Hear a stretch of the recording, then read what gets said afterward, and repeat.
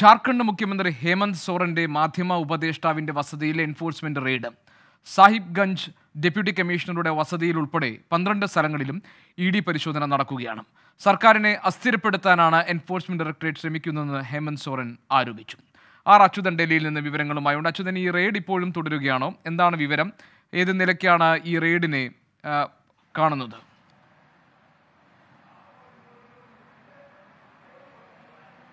ഗോപികൃഷ്ണൻ, ഈ ഭൂമി തട്ടിപ്പ് ഇടപാട് കേസുമായി ബന്ധപ്പെട്ട ജാർഖണ്ഡ് മുഖ്യമന്ത്രി ഹേമന്ത് സോറനെതിരെ ഇഡിയുടെ നടപടികൾ ശക്തമാക്കിയിരിക്കുകയാണ്.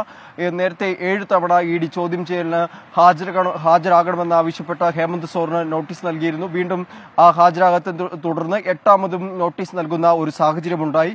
ഇതിന് പിന്നാലെയാണ് ഈ ഹേമന്ത് സോറന്റെ മാധ്യമ ഉപദേഷ്ടാവിന്റെ വസതിയിലും ഒപ്പം തന്നെ സാഹിബ്ഗഞ്ച് ഡെപ്യൂട്ടി കമ്മീഷണറുടെ വസതിയിലും ഇഡിയുടെ നടപടി, പരിശോധനകൾ, ഇതുമായി ബന്ധപ്പെട്ട് കേസുമായി ബന്ധപ്പെട്ടുള്ള പരിശോധനകൾ പുരോഗമിക്കുന്നത്.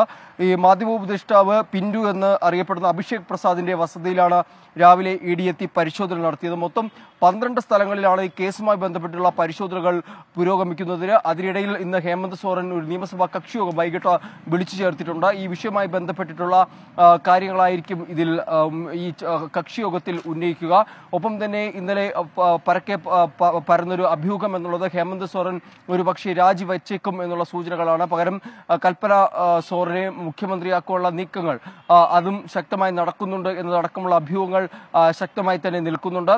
എന്നാൽ ഹേമന്ത് സോറൻ ഇഡിയുടെ ചോദ്യം ചെയ്യലിന് നൽകിയ മറുപടി എന്നുള്ളത് നിയമവിരുദ്ധമാണ്, സർക്കാരിനെ അസ്ഥിരപ്പെടുത്താനുള്ള ശ്രമമാണ് ഇഡിയുടെ ഭാഗത്തു നിന്നുണ്ടാകുന്നത് എന്നുള്ള ആരോപണമാണ് മറുപടിയായി നൽകിയ കത്തിൽ ഹേമന്ത് സോറൻ ഉന്നയിച്ചിരിക്കുന്ന ആരോപണം. എന്തായാലും ജാർഖണ്ഡിൽ ഹേമന്ത് സോറനെതിരെ ഇഡിയുടെ പിടിമുറക്കുന്നതാണ് നമുക്ക് കാണുവാൻ സാധിക്കുന്നത്.